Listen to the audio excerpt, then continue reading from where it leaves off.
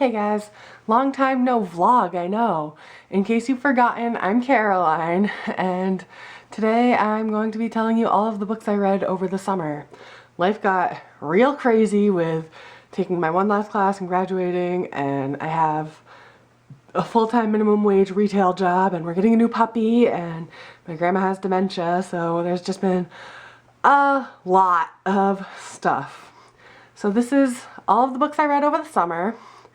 And I'm going to start with the audiobooks because I've gotten really into audiobooks. I have the Audible app, I have an Audible subscription, and my mom bought me a few books. The first audiobook I finished over the summer was Magonia.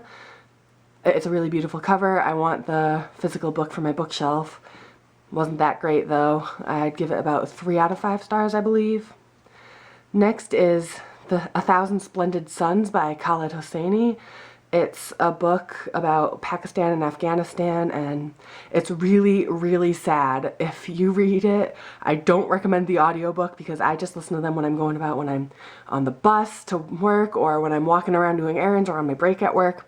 So mostly in public, and it's a real sad book. I teared up more than a couple of times, but it was really beautiful, and it ended on like a good note, I guess. And it just kind of showed the lives and how they changed during the Taliban and everything. And I also listened to I Am Malala by Malala Yousafzai. I'm sure you've heard about her. Last summer it was a big deal. She was shot by the Taliban and she survived. And so that's like, the first one was a fictional book about things that could be real, and this was her actual story about her family and some history. It was a little disjointed, so like it was kind of hard to read sometimes because it was a little disjointed, things jumped back and forth. But when you consider she was 16 or 17 when she wrote it, I still would give it like 3.5 or 4 out of 5 stars. I did really enjoy listening to it. I think Malala is a beautiful person, and she has a beautiful voice, a beautiful storytelling voice. And she's done a lot of good, and she continues to do a lot of good. Next, I finished Everything I Never Told You by Celeste Ng. That's a book, I don't think this is a spoiler because it happens in the first chapter, but it's a book about this 17-year-old girl's family because she kills herself, and it's everything they never told each other.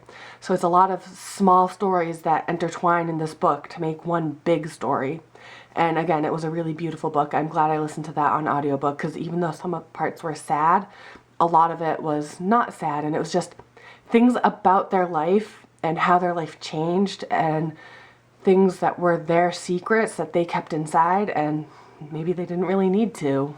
Everything I Never Told You gets 4 out of 5 stars because again, it was a really beautiful book. Next, I audiobook the first Veronica Mars book, the one Kristen Bell narrates, who plays Veronica Mars in the series. I tend to like audiobooks that offer something special, something that you don't get by reading the physical book, and by having Kristen Bell narrate it, it was like another really long episode of Veronica Mars, and it was really good. I don't think it was as good as the show, but I definitely had a fun time listening to it. 4 out of 5 stars. Highly recommend if you liked the Veronica Mars series. Next, I finished The Secret Diary of Lizzie Bennet, and most of you are probably familiar with the web show, The Lizzie Bennet Diaries. It's a retelling of Pride and Prejudice based in the modern age, and instead of a diary, it's a web series that she films. And it was really well done. I loved that, absolutely. I loved all the other things they did. And the book is narrated by Ashley Clemens, who is Lizzie Bennet in the Lizzie Bennet Diaries. Again, that's why I got the audiobook instead of the physical book. And it was really fun to listen to. I listened to that on my 4.5-hour bus ride to and from Boston for my birthday weekend, and that demolished that book. And I'm currently about 90% of the way done with The Epic Adventure of Lydia Bennet, another book done by the same authors, the same people who made the Lizzie Bennet Diaries, and the girl who played Lydia Bennet, Mary-Kate Wiles, also narrates the book, which is why I got that one too, which was just released a couple days ago. These both get 4.5 out of 5 stars from me. I think they're both funny and keeping kind of the spirit of Pride and Prejudice itself, which I wasn't a big fan of, but I understand why a lot of people are. Those two books did a really good job keeping that while having their own personality. And I just think they're really good, and I highly recommend the audio versions if you were a fan of the Lizzie Bennet Diaries like I was. Next, I have this stack of books over here, which isn't as many as it should be for 3 or 4 months or however long it's been, but so I read My Drunk Kitchen by, this wasn't quite what I expected it to be. It was funny and entertaining, but I'm glad I got it for half price. I definitely like Hannah's videos more than I like her writing, but this was an entertaining read. I finished it in one night before bed. 4 out of 5 stars. I read the graphic novel Zen Pencils. I really like the art in it. It's really beautiful. There's an example. There's another example. It was originally all published online. He takes quotes from famous people and makes comics about them, which was awesome. I really have gotten into graphic novels over the past few months, and I gave that 5 out of 5 stars, and it deserves every part of that. It is amazing. I also read Seconds by Brian Lee O'Malley. This is a book about a chef who wants to change her life, and there's some magic-y stuff. It's a really great adventure. Again, really good art in it.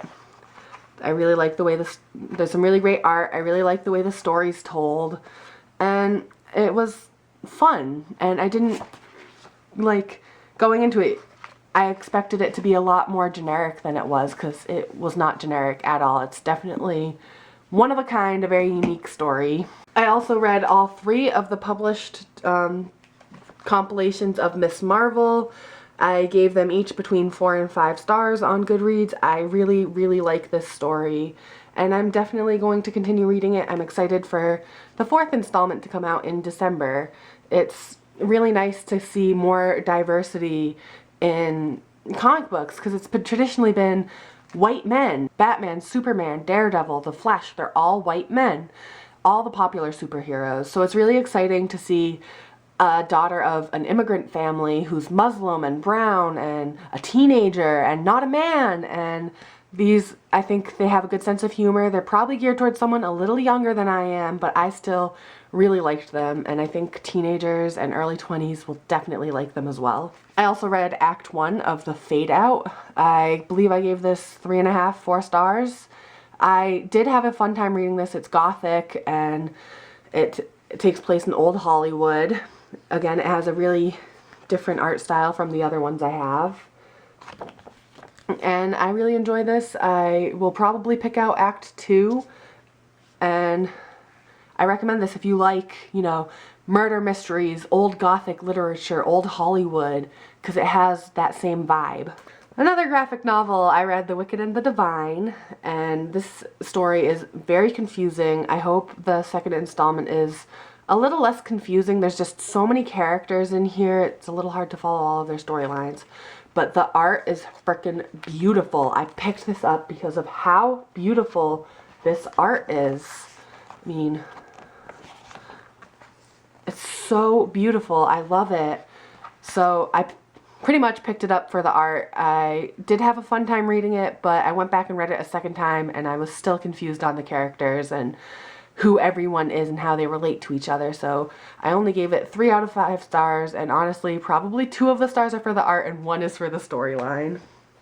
Which could be, the storyline could be really interesting. It fell flat of what I think they wanted it to.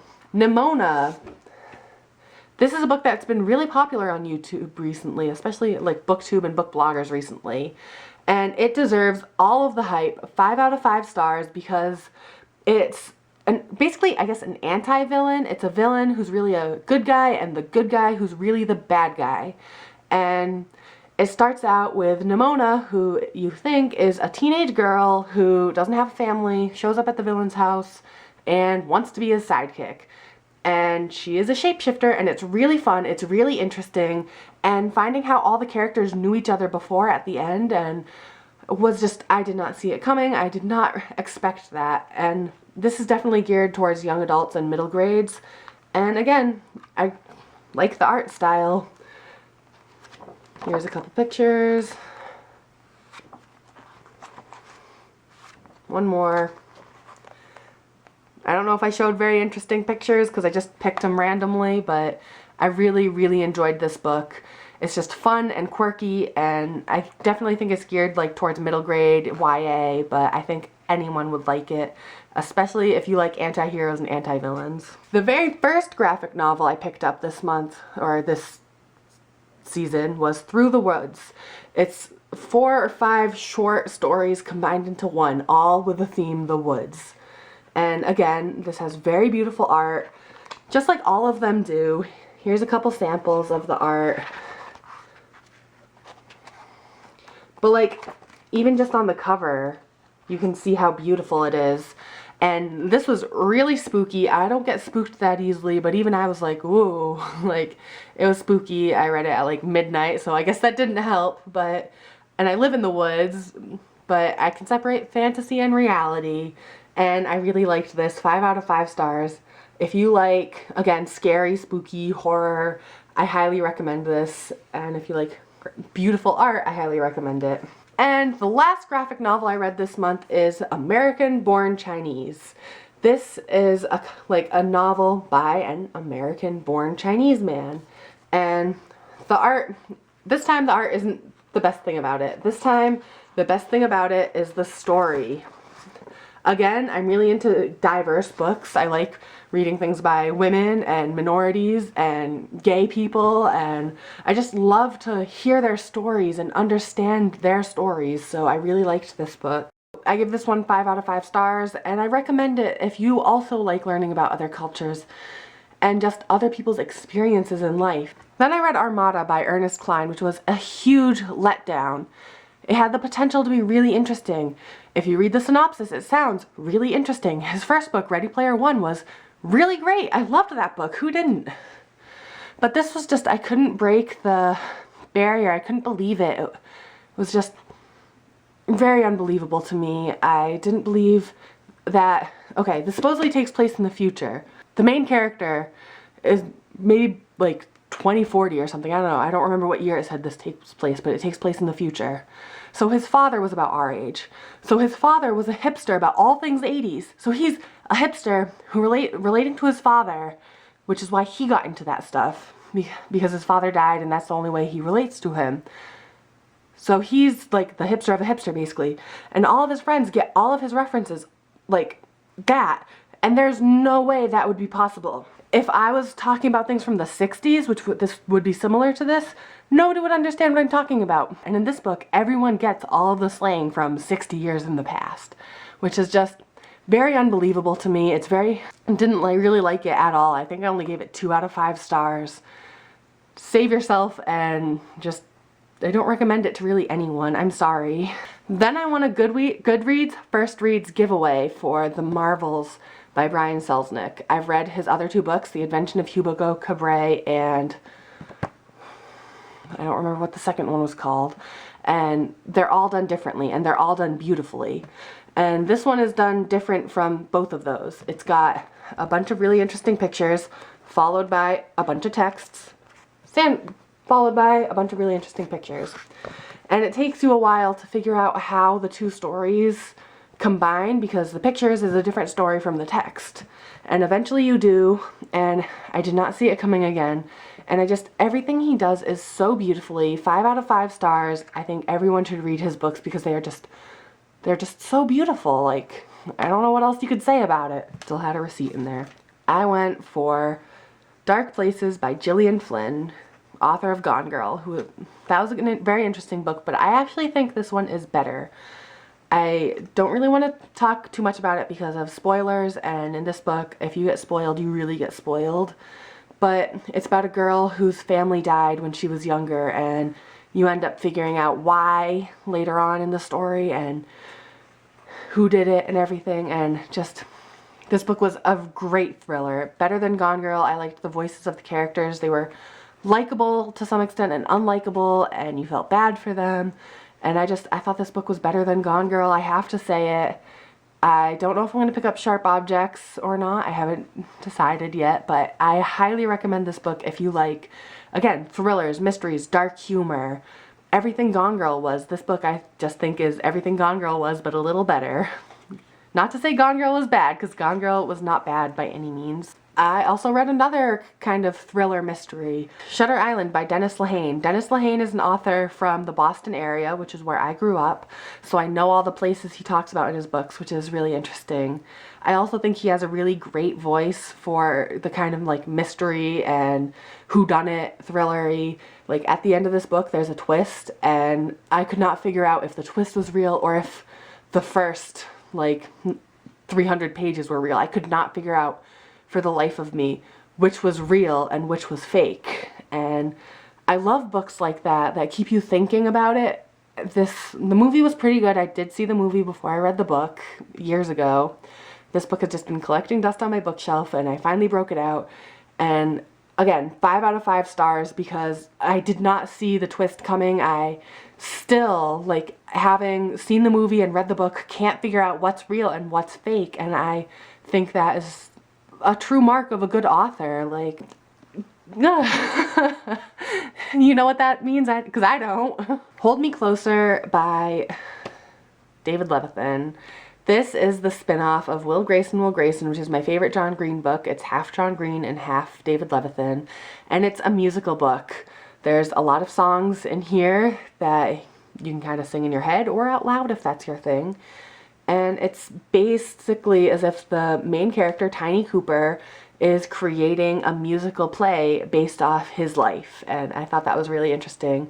It has all the marks like plays do, which is really interesting if you like theater or Tiny Cooper, who is fabulous. I also read Every Day by David Levithan. He came out with Another Day, which I guess is a companion novel to this. It's about a girl who every day wakes up in a new body, and she has to figure out where she is, who she is.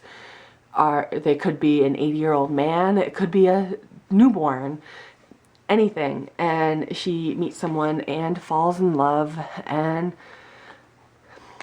I guess that's that. 4 out of 5 stars. Robin Schneider, who wrote Extraordinary Means. She is kind of similar to John Green in that she writes YA. Her first book is The Beginning of Everything, which I loved, very snarky.